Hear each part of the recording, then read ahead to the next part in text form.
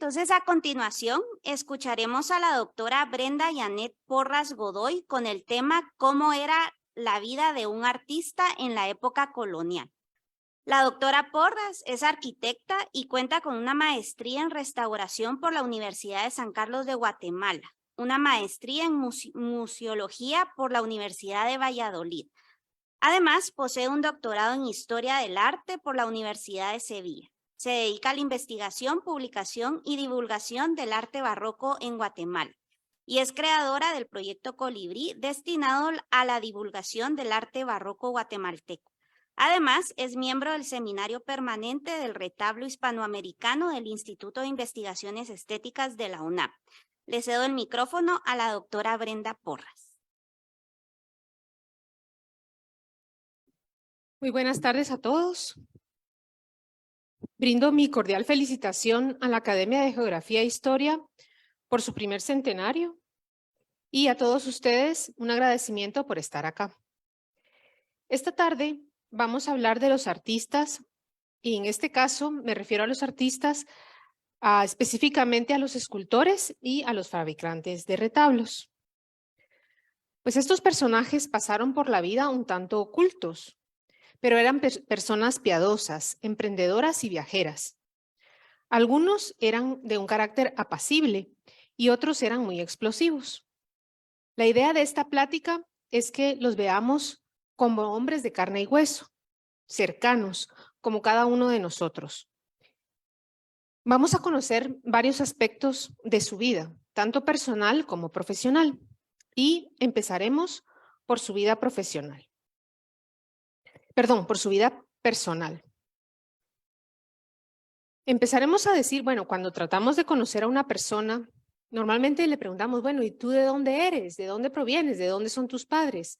Pues también le podemos preguntar así a los artistas. La mayoría de ellos eran guatemaltecos. Sin embargo, también habían algunos extranjeros. Venían de la región de Vizcaya, de Burgos, de Huelva, de Portugal, de las Islas Canarias y hasta de Italia. Luego también otra pregunta que hacemos regularmente para conocer a una persona, preguntamos, bueno, ¿y tú dónde estudiaste? Bueno, en el caso de los escultores, ellos, podríamos decir, se formaron dentro de los gremios. De esto hablaremos un poco más adelante.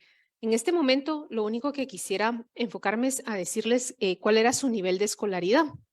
En general, los ensambladores, los que fabricaban todo el retablo y armaban todas sus partes, en general todos eran analfabetos.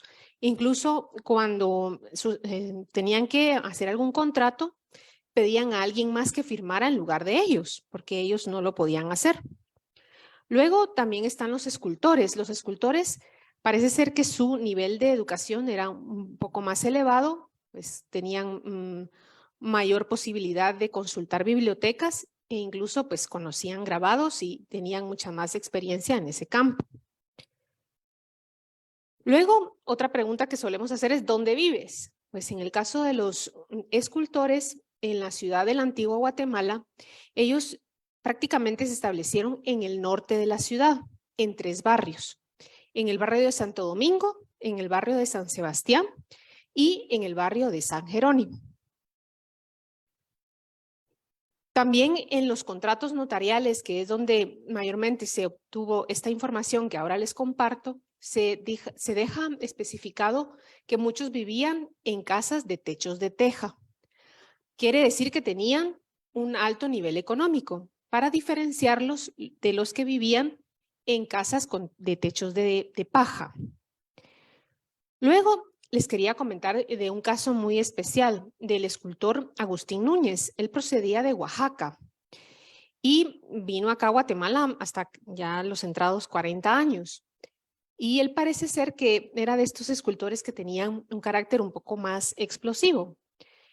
Incluso se deja entrever porque él no quiso vivir en donde habitaban la mayoría de escultores. Él quiso alejarse totalmente y se fue al sur de la ciudad. Se fue al barrio El Tortuguero.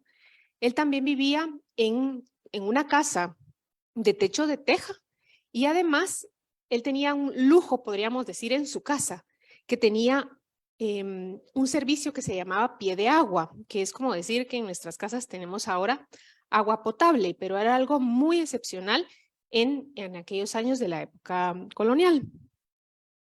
Bueno, también para conocer a los artistas en su faceta personal, podemos hablar sobre su familia.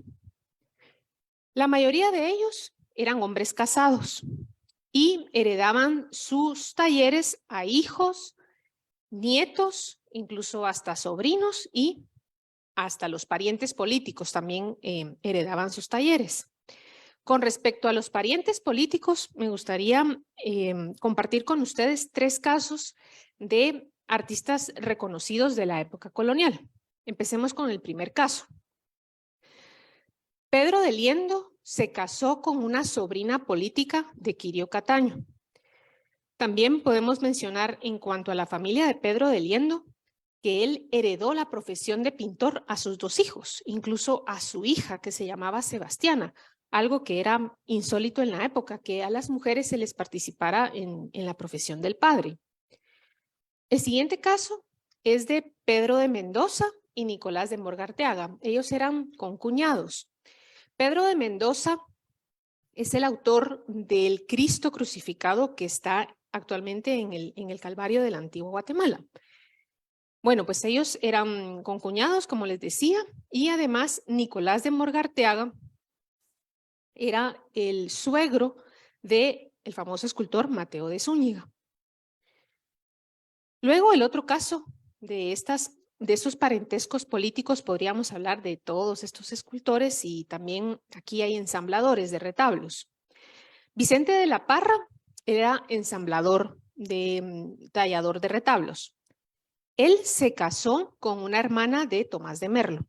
Tomás de Merlo, a su vez, se casó con una hermana de Vicente Gálvez, que también era un fabricante de retablos. Luego, podemos ver también que cuando se establecían estos lazos de familia, también a nivel de familia política, compartían también compromisos económicos y también de contratos, por ejemplo. Antonio de Gálvez, que era suegro de Tomás de Merlo, fue el fiador en el contrato notarial de la obra de la serie de la Pasión de Cristo, que estaba destinada a la catedral, al Calvario de la antigua Guatemala. Y sabemos muy bien que la mitad de esta obra en este momento está perdida, fue robada en el 2014 y la otra mitad se encuentra actualmente en el Museo de Arte Colonial. Bueno, entonces vemos ahí que también se establecían lazos de ayuda mutua entre miembros de la familia. Luego, también después de la familia, podemos hablar de los amigos. Pues en el caso de los escultores y de los fabricantes de retablos, también podemos ver que habían relaciones de simpatía entre ellos y también de antipatía. Las relaciones de simpatía les llevaba a trabajar juntos. Por ejemplo, Quirio Cataño se llevaba bien con Luis Ortiz y con Antonio de Rodas, pero tenía muchas diferencias con Francisco Montúfar, que era pintor.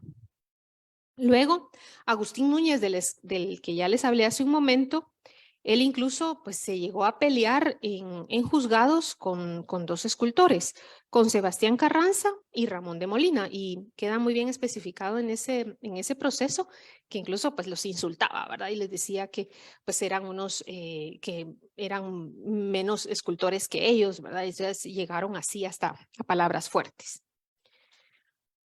Luego, para terminar esta primera fase de conocer la vida personal de los artistas, podemos hablar también sobre la muerte, sobre pues cómo era ese momento para ellos. Y pues la verdad es que podemos conocer lo que queda plasmado en sus testamentos, ¿verdad? Bueno, en los testamentos, la primera parte está dedicada, una buena parte, a que el escultor expresaba pues de lo orgulloso que estaba de profesar su fe y de haberla conservado hasta los últimos días. La segunda parte del testamento estaba dedicada a especificar a quién le heredaba los bienes. Y por último, también dejaban escrito en dónde querían ser enterrados. Bueno, pues entonces acá podemos ver que se establecía una relación muy especial entre los escultores y las órdenes religiosas a los cuales ellos habían servido. Porque, por ejemplo, Quirio Cataño, que además tenía un hijo que era sacerdote diocesano, él fue enterrado en el sagrario, en la catedral de la antigua Guatemala. Luego, Pedro de Liendo fue enterrado en el convento de Santo Domingo. Y es que unos años antes él había fabricado el retablo mayor de esa iglesia. Entonces, digamos, podríamos decir como que se había ganado el derecho, ¿no?, a ser enterrado en ese lugar. Luego, también podemos mencionar a Vicente de la Parra, que fue el escultor que hizo muchísimos retablos en la Merced, y Mateo de Zúñiga, también, que es el autor del Jesús Nazareno, también de esta misma iglesia. Pues ellos dos fueron enterrados, Vicente de la Parra junto con su esposa, allí en la iglesia de la Merced. Bueno, y ahora podemos pasar entonces a hablar sobre su vida profesional.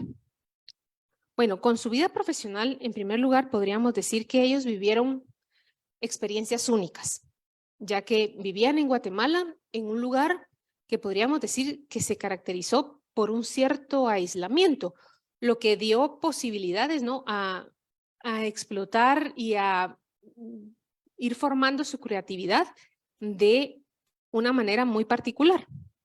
Bueno, entonces, la primera característica es que es eso, ¿verdad? Vivían en un cierto aislamiento con respecto a otros centros artísticos.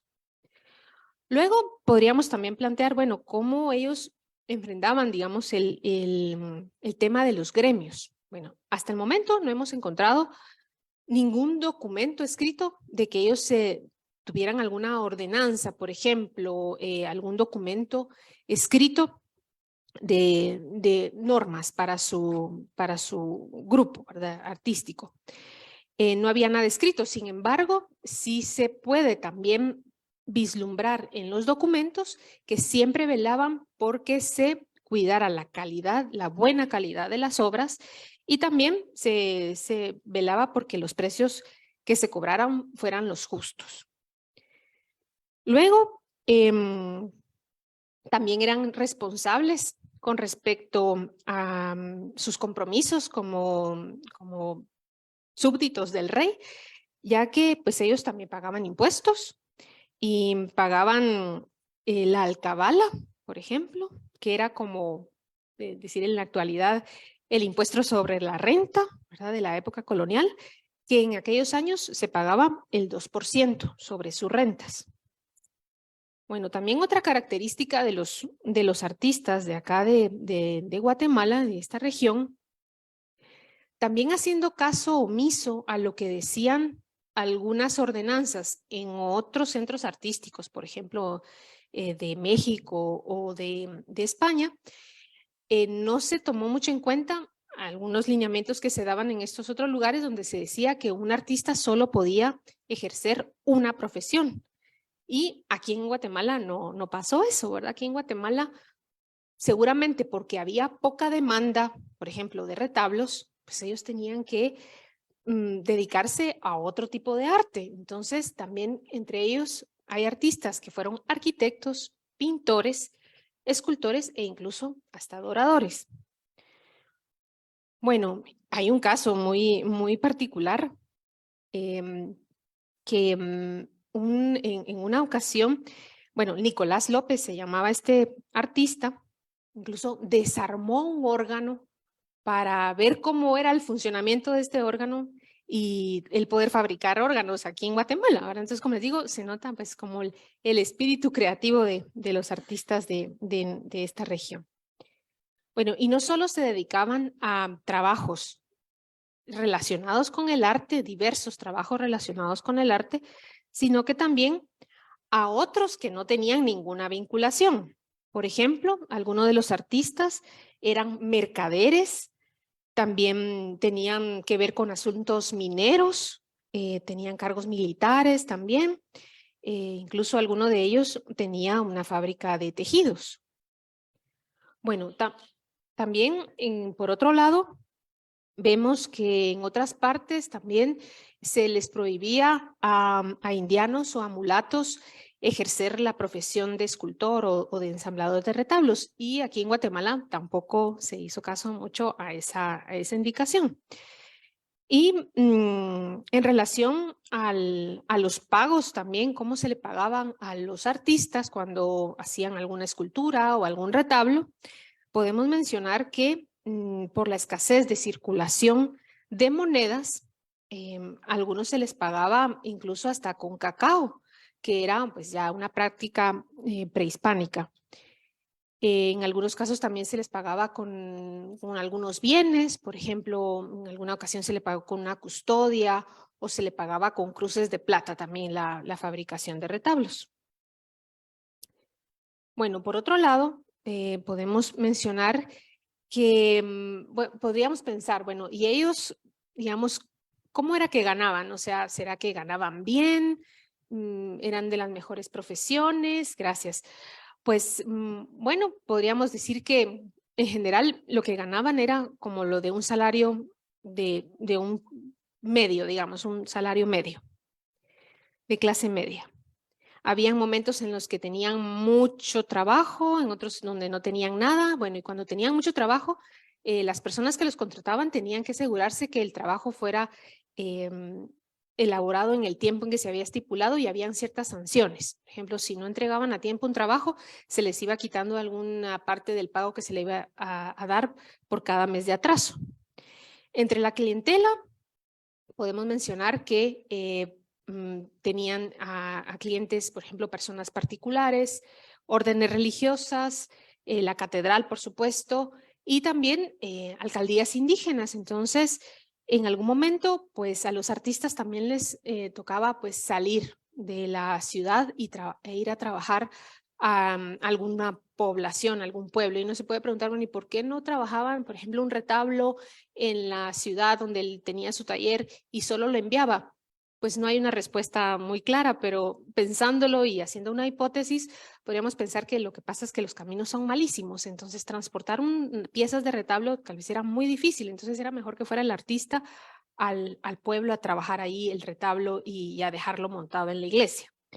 Pues entonces sabemos que llevaban, porque todos hemos tenido la experiencia de trabajar fuera, ¿verdad? En el extranjero o en un lugar fuera de nuestro lugar ordinario de trabajo, pues ellos también llevaban todo lo que necesitaban, sus herramientas, y esto lo sabemos porque en 1687 murió un escultor, perdón, un ensamblador de retablos, Diego Munguía, y él tuvo que, bueno, él murió tuvo que ir a hacer un trabajo a Rabinal en Baja Verapaz, murió ahí, entonces hicieron un inventario de los bienes que tenía, entonces por eso se sabe que llevaban todo esto, ¿verdad? Entonces llevaban, por supuesto, las herramientas de trabajo, llevaban valijas, y también les comento acá, ¿verdad? Específicamente lo que decía el inventario: un escritorio, escribanía, un candelero, colchón, pabellón, colchas, frazadas, sábanas, almohadas, sombrero blanco ordinario, ropilla, que era la ropa de dormir, vestido de paño pardo de Castilla con calzón, casaca y capa con botones de plata y seda bien tratado, jubón, que es este que está acá, jubón, montera. Dice otra ropa vieja, que era seguramente la de trabajo, que era un par de calzones, un calzón de paño de Castilla, con casaca de la tierra continuo para poner. O sea, ahí está todo el inventario, todo lo que llevaba él para trabajar fuera de su casa, ¿no?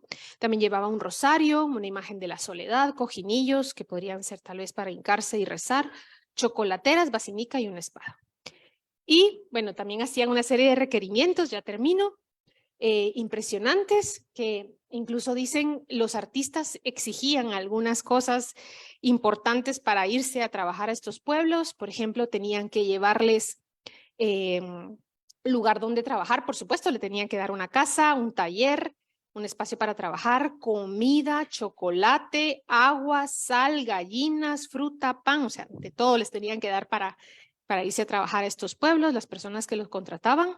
Y por supuesto, dejan indicado en los contratos, y eso es una maravilla, que tenían que asegurarse tener tortillas a todas horas, en los 3 tiempos, ¿verdad? Entonces es increíble cómo es que en el contrato dejaban ahí sumamente detallado que no tenían que faltar las tortillas.